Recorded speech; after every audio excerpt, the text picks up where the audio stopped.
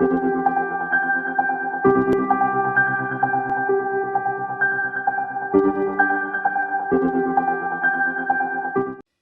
am Pitroda. I was born in 1942 in a small little tribal village during British Raj in India. About the same time, our world was designed for the last time. That design was led by US and small group of countries, which ultimately gave birth to UN in New York, World Bank, IMF in Washington, D.C., WHO, WTO, and many other institutions. Along with it, it gave birth to measurements like GDP, GNP, per capita income, balance of payment, trade deficit. Then our world was bipolar. On one hand, you had US, and the other hand, you had Soviet Union. US model was based on democracy, human rights, capitalism, consumption, and military. Soviet Union followed exactly opposite in most of the areas, where rather than democracy, they had central political party as the main authority. Capitalism was to them more about state-controlled economy. Consumption was controlled by the state, but they were equally focused on military. Lots of things have happened in the last 75 years after the design was put in place. This design has done very well. It has served us well. Unfortunately, in the last 75 years, we have not created one major global institution of the type we created then. In the last 75 years, several tipping points could be defined, which I believe had huge impact on the design. Now, I'm sure different people have different views on this. From my perspective, the first tipping point was decolonization of the world. Mahatma Gandhi led effort in India, decolonize the entire world in a very short period of time. Then came the rise of China. No one ever thought China will rise the way China has been able to rise in the last 30 years. Then fall of Soviet Union, fall of Berlin Wall, 9/11, which I believe was a response to a unipolar world. Then rise of technology. Transistor was born after I was born, literally 5 years after, in 1947. Transistor has really changed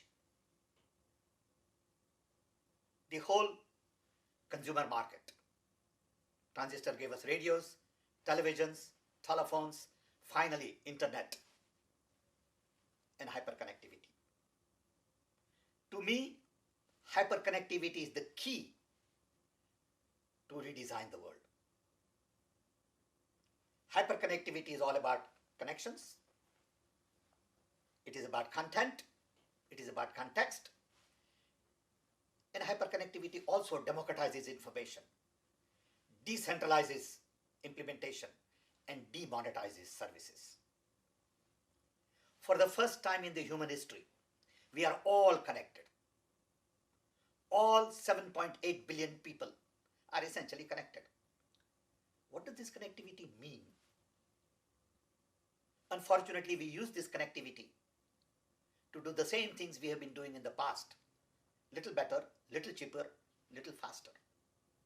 The key question is, how do we use connectivity going forward to take humanity to the next level? How do we use this connectivity to do things we have never done before?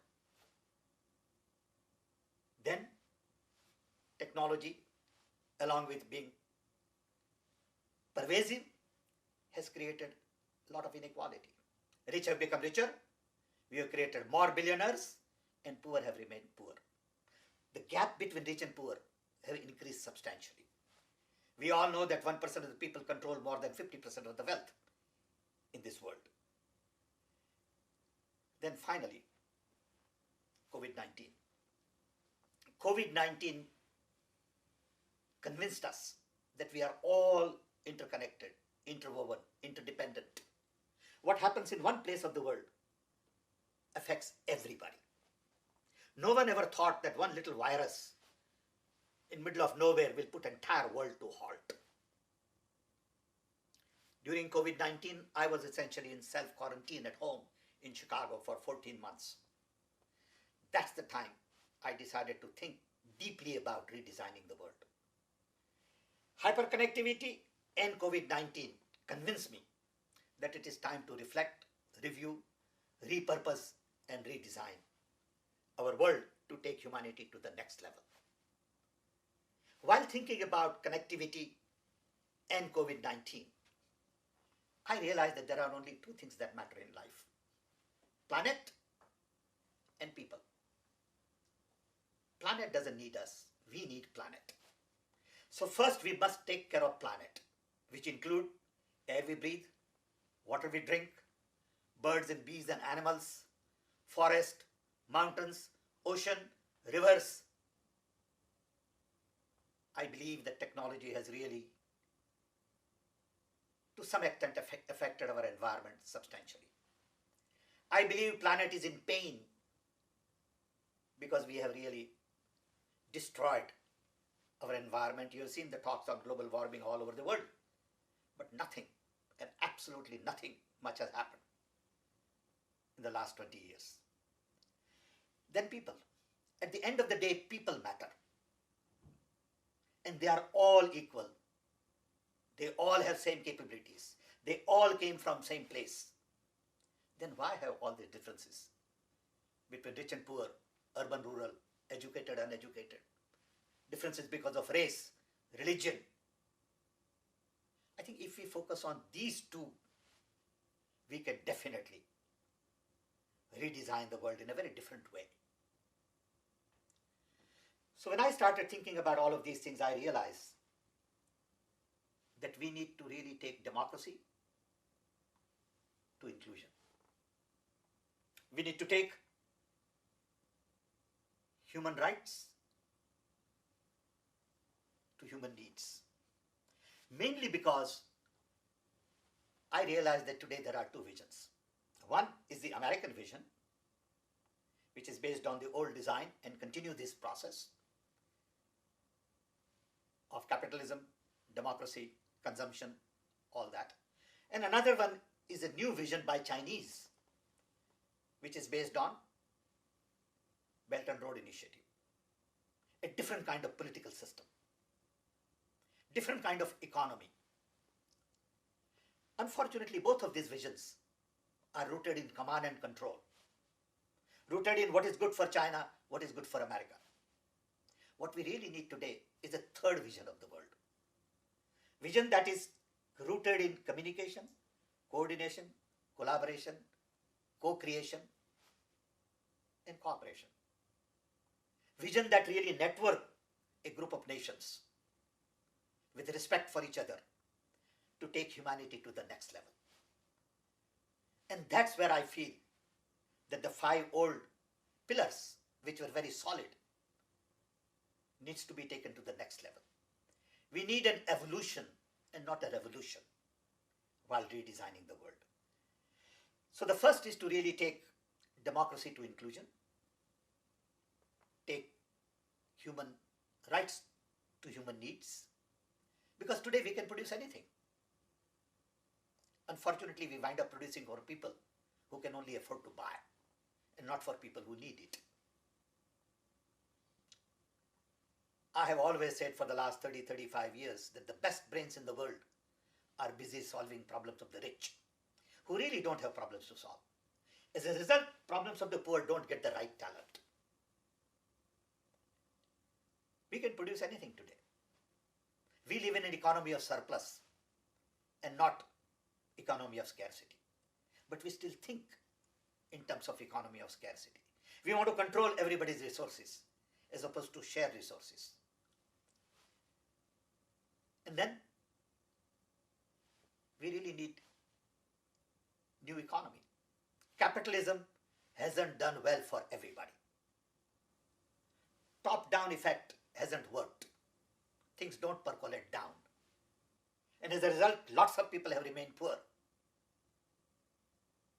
So capitalism has to be redone, redefined, so that wealth distribution is a little more equitable. What it means is bottom-up development, focus on localization, while promoting globalization as well. The recent globalization was driven by optimizing profit, or to optimize profit. I think there is more to life than optimizing profit. We need to optimize human capacity, environment. And when you look at that, the entire economic activity changes substantially. We need to focus on small enterprises. We need to network them to scale. And we really need to focus on affordability, scalability, and sustainability. That brings me to consumption. We cannot go on consuming the way we have been consuming. It is time to focus on conservation and sustainability. You know, during Corona crisis, while I was locked up at home, I started looking at all of the possessions I have. And I started questioning, is it really necessary for me to have all of these things that I have accumulated?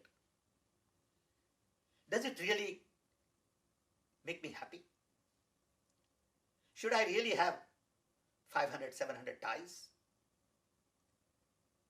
And I think that brought to my attention that some people tend to consume too much unnecessarily, and there are a large number of people who have nothing. And we need a little bit of balance. And finally, military. We need to focus on non-violence. I know it's difficult. Today we spend $2 trillion a year on military. So on one hand, the last design has done well in improving longevity, decreasing infant mortality, democratizing